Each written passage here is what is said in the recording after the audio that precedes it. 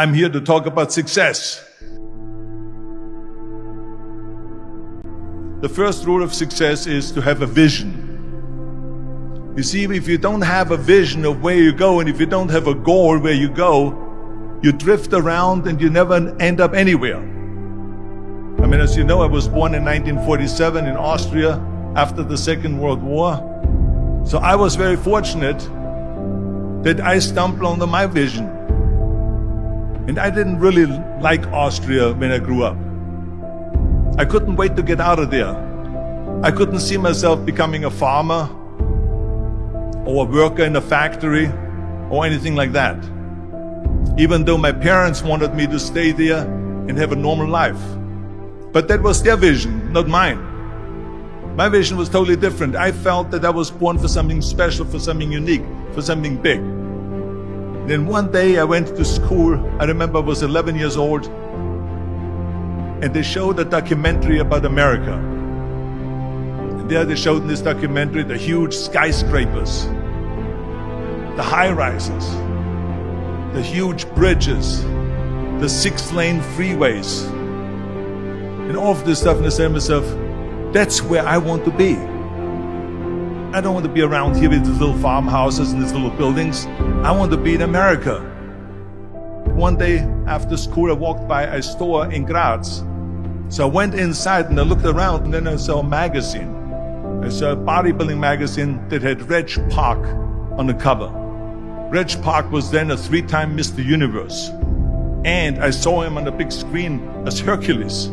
I read that and I said to myself, wow, this is the blueprint for my life. This is exactly what I want to do.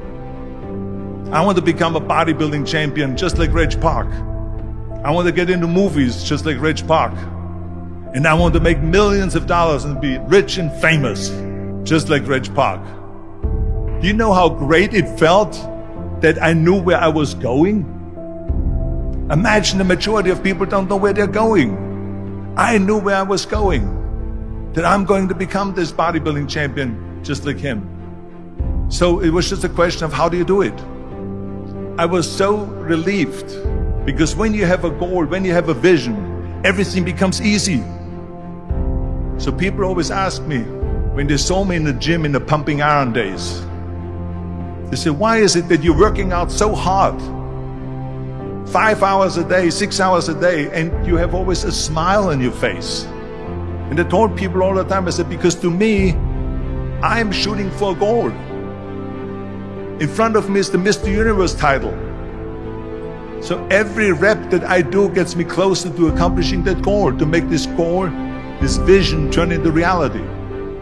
Every single set that I do, every repetition, every weight that I lift will get me a step closer to turn this goal into reality. So I couldn't wait to do another 500-pound squat. I couldn't wait to do another 500-pound bench press. I couldn't wait to do another 2,000 reps of sit-ups. I couldn't wait for the next exercise. At the age of 20, I went to London and I won the Mr. Universe contest as the youngest Mr. Universe ever. And it was because I had a goal. So let me tell you something, visualizing your goal and going after it makes it fun. You got to have a purpose no matter what you do in life. You got to have a purpose. 74% hate their job in America. Now there is not much different when you come to Europe. The majority of people don't like what they're doing, because they're really not doing it because they didn't have a goal and they followed this goal. They just aimlessly drift around, and then all of a sudden there's a job opening, so they get that job because you have to work. But then when you work, it's a chore. It's work. It's not fun. So if you think about, only a quarter of the people really enjoy what they're doing in life. That is unbelievable if you think about it. So I felt so blessed that I knew what I was doing. It's like a medical student that studies and knows he wants to become a doctor. You know where to go. And the same thing is also in politics. I remember that in politics, I had a very clear vision that I will be the leader of California.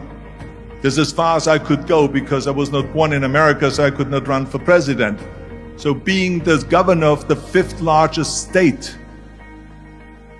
I should say the largest state, the fifth largest economy in the world, was for me really the ultimate title, the ultimate accomplishment in politics. So even though people came up to me and says, why don't you go and run for something smaller, you're never gonna make it.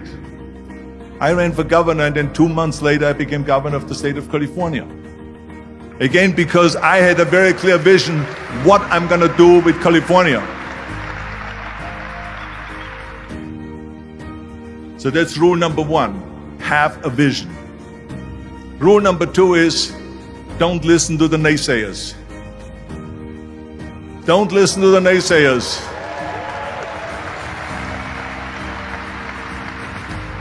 Everything I ever did, the thing that I heard out of people's mouth was, that's impossible. That can't be done. Or no. That is exactly what I heard, and of course I proved to the people that it can't be done. So whenever someone said to me, it can't be done, I heard, it can be done. When they said no, I heard yes. And when they said it's impossible, I heard, it is possible. I'm a strong believer of what Nelson Mandela said, that everything is always impossible until someone does it. Well, I'm gonna be the one, I said to myself, I'm gonna do it and I'm gonna show it to them. Maybe it has never been done before. That's perfectly fine with me. But I'm gonna do it. And I did not listen to the naysayers. It's all about the hard work that you put in. I said to myself, in bodybuilding I worked out 5-6 hours a day. I'm gonna do the same thing now for acting. And of course I went to college to study English. I studied the accent removal, acting classes, and all of this stuff, all day long. I worked and I worked and I worked. And within a short period of time, I made one movie called Hercules in New York, but it didn't discourage me. I still had the same vision. And then all of a sudden I did Streets of San Francisco. I did Stay Hungry and Pumping Iron. I was asked by Dino De Laurentiis and by Universal Studio to star in Conan the Barbarian. And after I did Conan the Barbarian, the director at the press conference said to the press, the director was John Milius. He said to the press, if we wouldn't have had Arnold, we would have had to build one. That they said can never be sold because the time is wrong. A few years later, I'm doing Conan the Barbarian, and it was the #1 hit at the box office when it came out in the summer of '82. Think about that. And the director says, if we wouldn't have had his body, we would have had to build one. So all of a sudden, my body became an asset, not a liability. And the same thing was with Terminator. After we were finished filming Terminator, Jim Cameron said to the press, if Arnold wouldn't have had that accent and talked like a machine, I think the movie wouldn't have worked. So think about that. The body and the accent that they attacked was an asset.